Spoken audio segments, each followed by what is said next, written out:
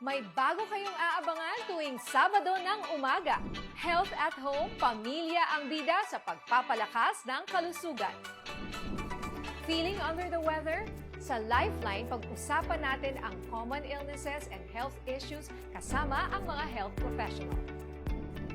Magluto tayo ng mga masasarap at healthy meals sa Healthy Bites. Join us in Fit Zone for guided exercises to boost your energy levels every day. Para naman sa mga pet parent, let's keep our fur babies happy and healthy sa Power Paws. Of course, emotional well-being is also very important for holistic health. It's all about bonding and fun sa #FamBam.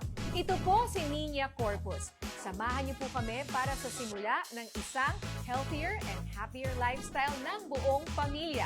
Health at Home.